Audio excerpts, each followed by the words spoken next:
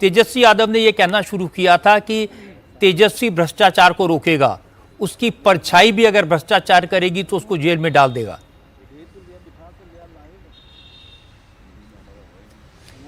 भैया क्या है कि जहां हम लोग जाते थे, जैसे ही नौकरी की बात होती थी तो लोगों से आवाज आती थी, अरे भैया खेतवा लिखवा लेगा। तो नौकरी की बात आते खेतवा लिखवा लेगा, ये एक केस से जुड़ा हुआ है। तो आप कहने को तो हर नेता समझदारी से बोलना चाहता है, लेकिन आप एक तरफ शहाबुद्दीन अमर रहे बोलेंगे और एक तरफ आप बोलेंगे कि हम भ्रष्टाचार रोकेंगे, हम अपराध रोकेंगे, तो कोई इसको विश्वास नहीं करता है रजत भाई साहब।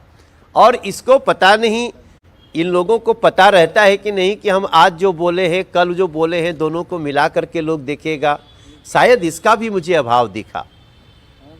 एक्चुअली आजकल डिजिटल मीडिया का ज़माना है, लोगों के पास में सारी इंफॉर्मेशन अवेलेबल रहती है। पहले आपने क्या कहा, आज आपने क्या कहा, पहले आपने क्या किया, आज आप क्या कर रहे हैं।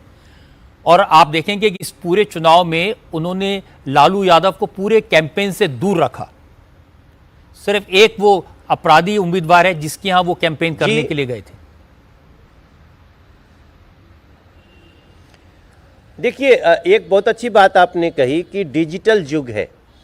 इसमें जहां कुछ लोग कोशिश करते हैं फैक्ट को घुमाने की, वहीं बहुत सारे लोग एग्जैक्ट फैक्ट के साथ रिपोर्टिंग करते हैं।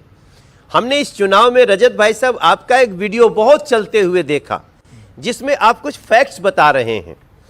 तो अब ये जो डिजिटल युग है ना, ये एक एक गांव की कन्या को भी, कन्या बोलते हैं बहू को जो घर में रहती है, कन्या को भी सजग कर रहा है। ओकरो पास मोबाइल बाटे, वो धीरे से देख लेती है, ओकरा बहरे जाके मार्केट में थोड़े सुने के बाद भाषण कोई के। तो ये जो डिजिटल युग है, इसका बहुत सकारात्मक उपयोग हो रहा है। लोग, जैसे आपके चैनल पे हूं इसलिए नहीं बोल रहा हूं, मैं एक पत्रकार के रूप में कई फैक्ट को चेक करने के लिए रजत शर्मा जी की रिपोर्टिंग देखता हूं। ऐसे 5-6 लोग हैं जिनकी रिपोर्टिंग देखता हूं, क्योंकि मुझे पता है कि अगर मेरी गलती हुई तो भी रजत भाई साहब हमको आईना दिखा देंगे। इसका डिजिटल लाभ जो हो रहा है वो चुनाव को और भी प्रामाणिक और प्रमुखता से, सजगता से आगे बढ़ा रहा है, ऐसा मेरा विश्वास। आपको लगता है ये जो कैंपेन एक तरह से चलाया है इलेक्शन कमीशन को डिमोलिश करने का, डिस्क्रेडिट करने का, चुनाव आयोग पर तरह तरह के आरोप लगाने का, इसका कोई असर पब्लिक माइंड पर होगा? कहीं दिखाई दिया आपको, सुनाई दिया? भैया थोड़े देर के लिए लोग ना भ्रमित दिख रहे थे, लेकिन जब हमारा वोट नहीं कट रहा है, हमारे घर के किसी महिला का वोट नहीं कट रहा है, बल्कि जो नहीं बन पा रहा था वो भी बन जा रहा है, तो फिर विश्वास बढ़ता है। तो निगेटिव कैंपेन अब चलने वाला नहीं है, क्योंकि लोगों के पास ना अब तो ऐसे ऐसे वीडियो बनते हैं। मान ले किसी ने कहा मनोज तिवारी ने हमको संसद में क्या किया, कुछ नहीं किया, तो पता चले कि किसी ने मनोज तिवारी का 4 भाषण लगा के, और बीच में आता है रुको ठहरो ठहरो अभी दिखाता हूं, तो उसके बाद वो आ गया कि संसद में भाषण दे रहे। तो लोग दोनों जब एक ही साथ देख लेते हैं तो अब वो झूठ बोलने का चांस नहीं रहा। भैया आप कुछ पूछना चाहते हैं? नहीं, मैं तो राघोपुर का आपको अपडेट बताना चाह रहा था। मनोज जी आपने पहले सौरभ शर्मा। मनोज जी नमस्कार। और राघोपुर से तेजस्वी पीछे ही चल रहे हैं अभी तो कुछ देर से। ये अपने आप में इसका बड़ा महत्व है कि खुद उनको आगे हो सकता है वो आगे फिर हो जाएं, लेकिन उनका अपनी सीट पर कुछ वक्त के लिए भी पीछे होना, तो ये तो पूरे माहौल को बता रहा है। बिहार का क्या माहौल था?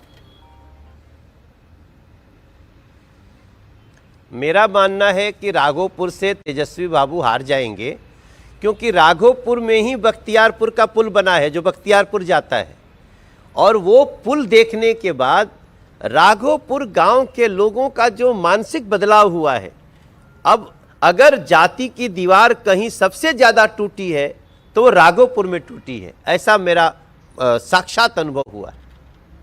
एक प्रश्न और है मेरा मनोज जी कि विपक्ष लगातार एक परसेप्शन आम जनता के बीच में गढ़ने की कोशिश कर रहा था कि अगर एनडीए को वोट दे दिया तो बीजेपी नीतीश कुमार को मुख्यमंत्री नहीं बनाने जा रही है। जब आप जनता के बीच जा रहे थे तब आप क्या सुन रहे थे? दो डायलॉग सुन रहे थे। एक ये वाला सुन रहे थे जो आपने कहा, दूसरा एक अमित शाह जी का एक वीडियो चल रहा था कि सीएम और पीएम का अगले 10 साल तक कोई वैकेंसी नहीं है। तो लोगों के सामने ही था, बोले ना कि दोनों आ रहा है। और अमित शाह जी हमारे पार्टी के सारे प्रमुख बातों को मीडिया में रखते हैं, तो लोगों को स्पष्ट हो जा रहा था। एक बार उनके बयान को थोड़ा सा तोड़ मरोड़ के लेने की कोशिश की गई कि चुनाव बाद डिसीजन होगा, लेकिन चुनाव बाद हम नेतृत्व में जिसके लड़ते हैं उसको भी बनाने के लिए एक छोटी फॉर्मेलिटी तो मंडल की होती है, विधायक मंडल की।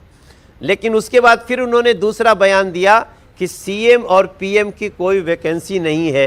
तो सब समझ गए कि नीतीश जी और पीएम मोदी जी दोनों अपने अपने पद पे बने रहेंगे।